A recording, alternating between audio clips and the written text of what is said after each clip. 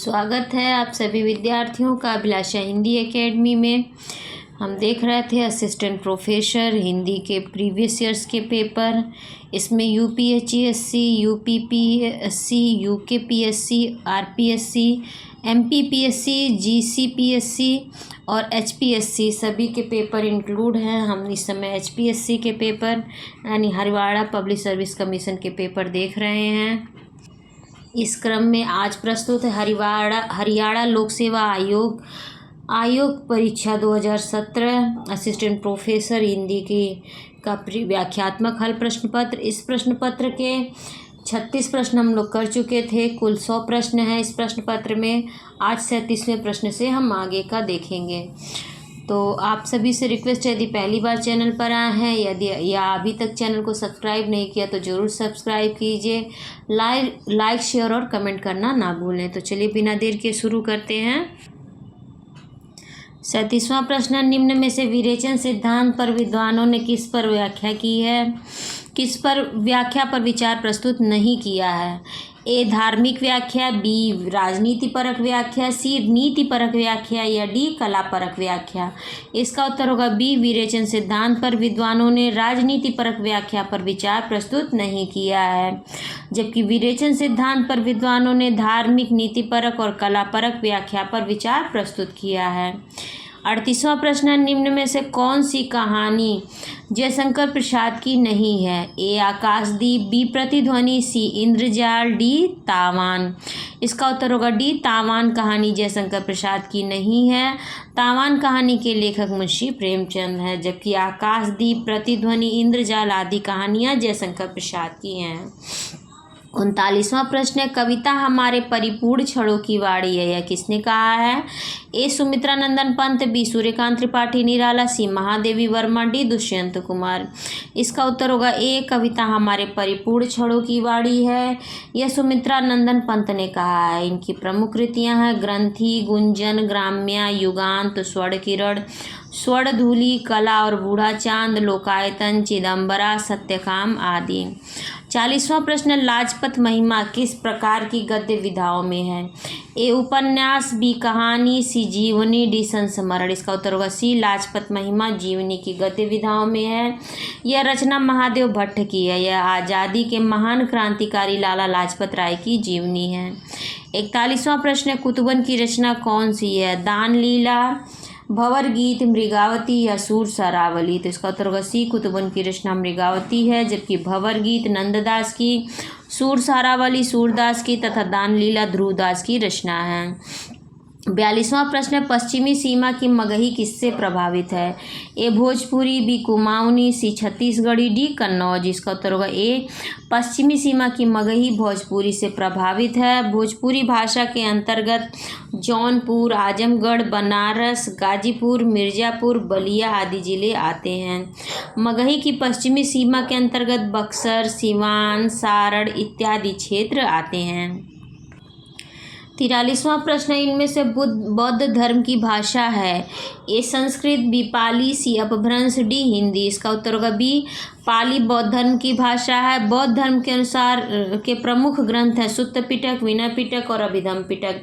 जातक कथाएं आदि ग्रंथ पाली भाषा में लिखे गए हैं। 44वां प्रश्न, भाषा और समाज ग्रंथ के लेखक का नाम है? रामचंद्र शुक्ल, ग्रियर्सन, रामविलास शर्मा, श्याम सुंदर दास। इसका उत्तर होगा सी भाषा और समाज ग्रंथ के लेखक रामविलास शर्मा है। रामविलास शर्मा की अन्य प्रमुख कृतियां हैं प्रेमचंद 1941, भारतेंदु युग 1943, प्रेमचंद और उनका युग 1952, प्रगतिशील साहित्य की समस्याएं, आस्था और सौंदर्य 1961 आदि। 45वां प्रश्न है, रीति को काव्य की आत्मा के रूप में स्वीकार करते हुए विशिष्ट पद रचना रीति विशेषो गुणात्मा कहने वाले रीति तत्व के वास्तविक मर्मज्ञ हैं? ए आचार्य कुंतक, आचार्य भामा, आचार्य वामन या आचार्य विश्वनाथ। इसका उत्तर होगा सी रीति को काव्य की आत्मा के रूप में स्वीकार करते हुए विशिष्ट पद रचना रीति विशेष और गुणात्मा कहने वाले रीति तत्व के वास्तविक मर्मज्ञ आचार्य वामन हैं। 46वां प्रश्न, आर्थर कानन डायल से प्रभावित उपन्यासकार हैं? देवकीनंदन खत्री, किशोरीलाल गोस्वामी, प्रेमचंद या गोपाल राम गहमरी। इसका उत्तर होगा डी आर्थर कानन डायल से प्रभावित प्रभावित उपन्यासकार हैं गोपाल राम गहमरी। गोपाल राम गहमरी जासूसी उपन्यासकार हैं। इनकी प्रमुख कृतियां हैं अद्भुत लाश, गुप्तचर, सरकटी लाश, खूनी कौन, जासूस की भूल आदि। 47वां प्रश्न है सेवा सदन कब प्रकाशित हुआ? 1907 में, 1918 में, 1920 में या 1934 में? तो इसका उत्तर होगा बी, सेवा सदन 1918 इसमें प्रकाशित हुआ। सेवा सदन मुंशी प्रेमचंद द्वारा लिखित उपन्यास है। इनकी प्रमुख औपन्यासिक कृतियां हैं प्रेमा 1907, वरदान 1921, प्रेमाश्रय 1922, रंगभूमि 1925, कायाकल्प 1926, निर्मला 1927, गबन 1931, कर्मभूमि 1933, गोदान 1936, मंगलसूत्र 1948 में अधूरा रह गया, अधूरा उपन्यास है और 1948 में छपा था। मंगलसूत्र को इनके पुत्र अमृत राय ने पूरा किया था। पश्चिमी हिंदी की उत्पत्ति किस अपभ्रंश से हुई है? मागधी, ब्राह्मण, महाराष्ट्री या सौरसेनी से? इसका उत्तर होगा डी, पश्चिमी हिंदी की उत्पत्ति सौरसेनी अपभ्रंश से हुई है। पश्चिमी हिंदी के अंतर्गत खड़ी बोली, कौरवी, हरियाणवी, बांगरू, ब्रज बुंदेली और कन्नौजी बोलियां आती हैं। 49वां प्रश्न है कनक कनकते सौ गुनी माँ दगता अधिकाय उही खाए बौरात जग इही पाए बौराए। यह किस रूप से शब्दालंकार है? ए श्लेष, बी वक्रोक्ति, सी चित्र, डी यमक। तो इसमें यमक अलंकार है। इसका उत्तर है डी, कनक कनकते सौ गुनी माँ दगता अधिकाय उही खाए बौराए जग इही पाए बौराए। उक्त पंक्ति में यमक शब्दालंकार है। उक्त पंक्ति में कनक शब्द 2 बार आया। प्रथम कनक का अर्थ अधूरा धतूरा तथा दूसरे कनक का अर्थ सोना है। 50वां प्रश्न आलवार संतों की संख्या कितनी मानी गई है? 20, 12, 10 या 8? इसका उत्तर होगा बी, आलवार संतों की संख्या 12 मानी गई है। अलवार तमिल कवि एवं संत थे। इनका काल 6वीं से 9वीं शताब्दी के बीच रहा। इनके पदों का संग्रह दिव्य प्रबंधन कहलाता है। 91वां प्रश्न है आलोचकों में मार्क्सवादी समीक्षा के पक्षधर नहीं हैं। ए शिवदान सिंह चौहान, बी प्रकाश चंद्र गुप्त, सी रामविलास शर्मा, डी भागीरथ मिश्र। तो इसका उत्तर होगा डी, भागीरथ मिश्र मार्क्सवादी समीक्षा के पक्षधर नहीं हैं। जबकि शिवदान सिंह चौहान, प्रकाश चंद्र गुप्त और रामविलास शर्मा ये सभी मार्क्सवादी समीक्षा के पक्षधर हैं। 92वां प्रश्न खड़ी बोली में लिखा गया प्रथम महाकाव्य है कामायनी, साकेत, रामायण या प्रिय प्रवास? इसका उत्तर होगा डी, खड़ी बोली में लिखा गया प्रथम महाकाव्य प्रिय प्रवास है। प्रिय प्रवास महाकाव्य के लेखक अयोध्या सिंह उपाध्याय हरिऔध हैं। प्रिय प्रवास का सर्वप्रथम नाम ब्रजांगना विलाप था। यह संपूर्ण काव्य वर्ण वृत्तों पर आधारित है। हरिऔध की अन्य कृतियां हैं पारिजात, वैदेही वनवास, कृष्ण शतक, कल्पलता, रसकलश आदि। जबकि कामायनी जयशंकर प्रसाद द्वारा, रामायण महर्षि वाल्मीकि द्वारा और साकेत मैथिली शरण गुप्त द्वारा रचित महाकाव्य है। 53वां प्रश्न है संविधान के किस अनुच्छेद, यहाँ धारा दे दिया है। संविधान में अनुच्छेद होते हैं। अनुच्छेद के अनुसार संसद का कार्य हिंदी या अंग्रेजी में किया जाता है। अनुच्छेद 120, अनुच्छेद 210, अनुच्छेद 343 या अनुच्छेद 344? इसका उत्तर होगा ए, संविधान के अनुच्छेद 120 के अनुसार संसद का कार्य हिंदी या अंग्रेजी में किया जाता है। निम्नलिखित अनुच्छेद उनके कार्य इस प्रकार हैं। अनुच्छेद 210 में विधानमंडल में प्रयोग की जाने वाली भाषा का उल्लेख है। अनुच्छेद 343 में संघ की राजभाषा हिंदी और लिपि देवनागरी होगी तथा भारतीय अंकों का अंतर्राष्ट्रीय रूप होगा। और अनुच्छेद 344 में राजभाषा आयोग के गठन का उल्लेख है। 54वां प्रश्न है दुख ही जीवन की कथा रही क्या कहूँ आज जो नहीं कही। उपर्युक्त पंक्तियां किस कविता से उद्धृत है? ए तोड़ती पत्थर, बी राम की शक्ति पूजा, सी सरोज स्मृति, डी जूही की कली। इसका उत्तर होगा सी, दुख ही जीवन की कथा रही क्या कहूँ आज जो नहीं कही। उक्त पंक्तियां निराला कृत सरोज स्मृति से है। 1935 इसमें उद्धृत है। सरोज स्मृति को हिंदी में सर्वश्रेष्ठ तथा प्रथम शोक गीत माना जाता है। निराला की अन्य कृतियां हैं राम की शक्ति पूजा, जूही की कली, तोड़ती पत्थर, भिक्षुक, पंचवटी प्रसंग, बादल राग आदि। 55वां प्रश्न है, प्रकृति के सुकुमार कवि किसे कहा जाता है? अध्यय सिंह उपाध्याय, हरिऔध, श्रीधर पाठक, जयशंकर प्रसाद, सुमित्रानंदन पंत को। तो इसका उत्तर होगा डी, सुमित्रानंदन पंत को प्रकृति का सुकुमार कवि कहा जाता है। पंत जी की महत्वपूर्ण कविताओं का संकलन चिदम्बरा शीर्षक से प्रकाशित है। इस पर इन्हें भारतीय ज्ञानपीठ पुरस्कार प्राप्त हुआ।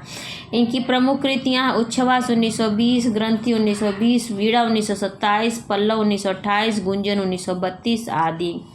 56वां प्रश्न, हिंदी नवरत्न के लेखक हैं? ए पद्य सिंह शर्मा, बी मिश्रबंधु, सी लाला भगवान दीन या डी जगन्नाथ दास रत्नाकर। तो इसका उत्तर होगा बी, हिंदी नवरत्न के लेखक मिश्रबंधु हैं। यह एक आलोचनात्मक ग्रंथ है। इसमें निम्नलिखित कवियों को स्थान दिया गया है।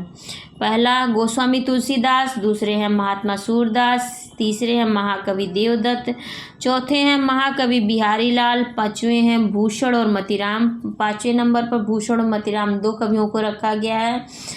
6वां है महाकवि केशवदास और 7वें हैं कबीरदास, 8वें हैं चंदबरदाई और 9वें हैं भारतेंदु हरिश्चंद्र।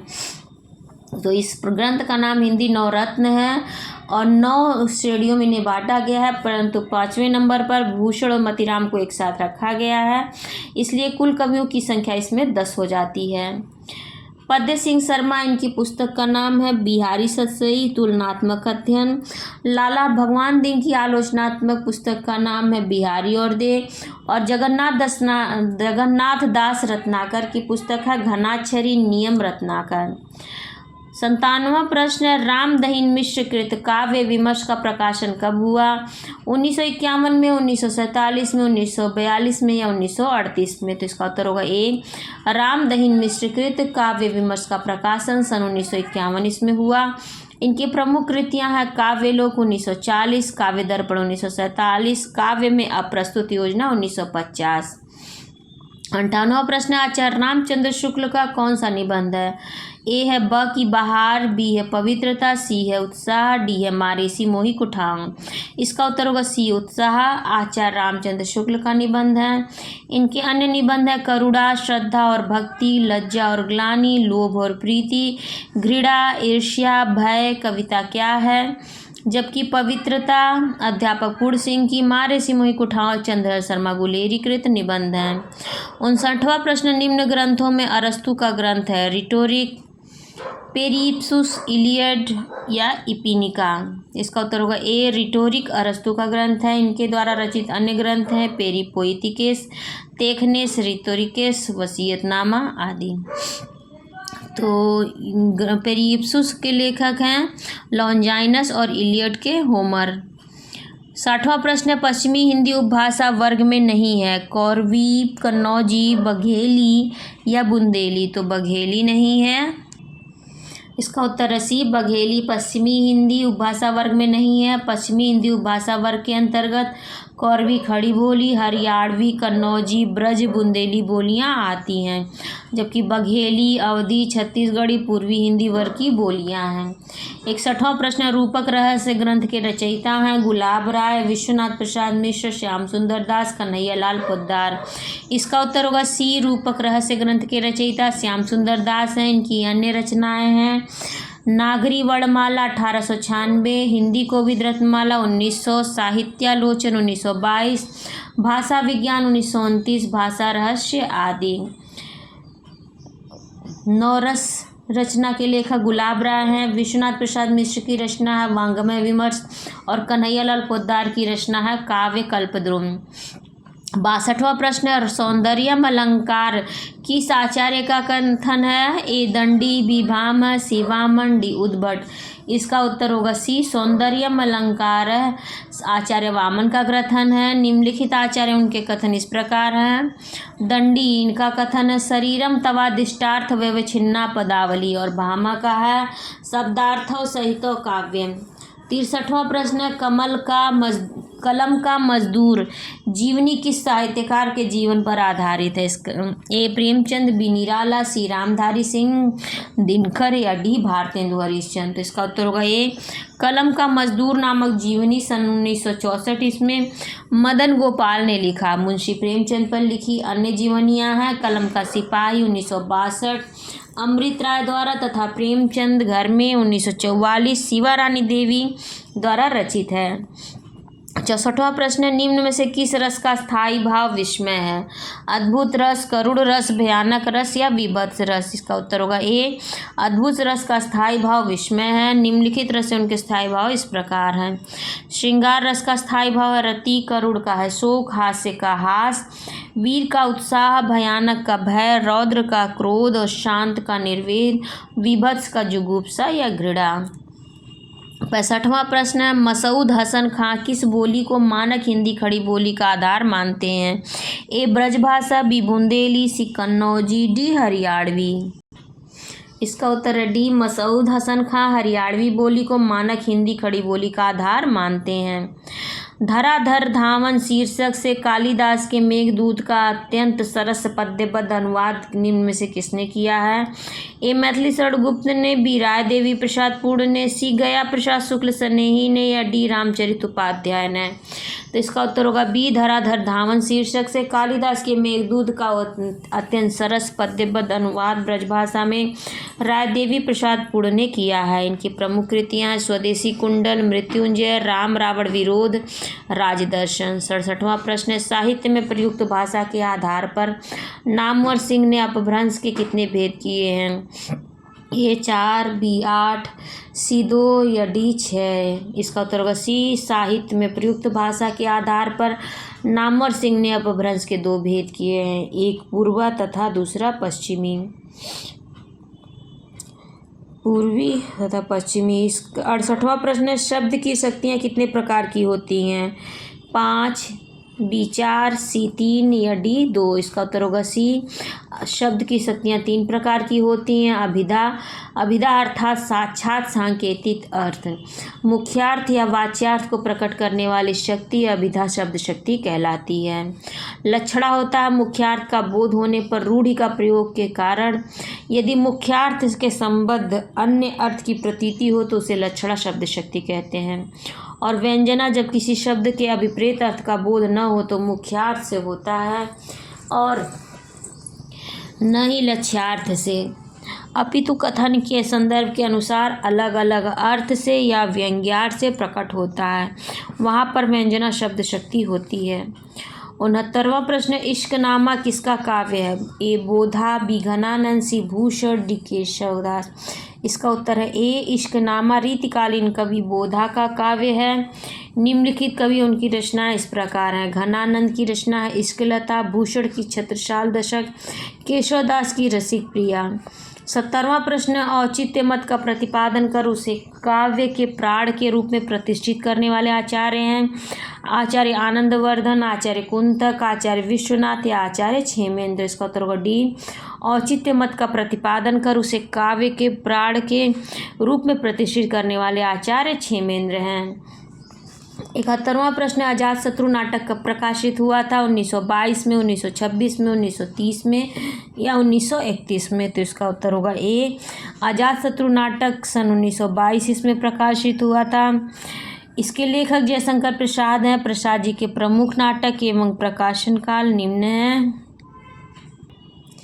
सज्जन 1910 में, कल्याणी परिणय 1912 में, करुणालय 1912 में, प्रायश्चित 1913 में, राजश्री 1915 में, विशाख 1921 में और जन्मेजय का नागयज्ञ 1926 में। तो ये 70 प्रश्न 71 प्रश्न तक हो चुके हैं। इसके आगे 72वें प्रश्न से 100वें प्रश्न तक अगले भाग में मैं वीडियो बनाऊंगी।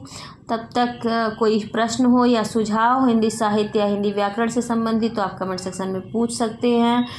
कोई सुझाव हो देना चाहें तो आप कमेंट सेक्शन में दे सकते हैं, या किसी विशेष टॉपिक पर यदि वीडियो चाहिए तो उसके बारे में भी आप कमेंट सेक्शन में मुझे बता सकते हैं।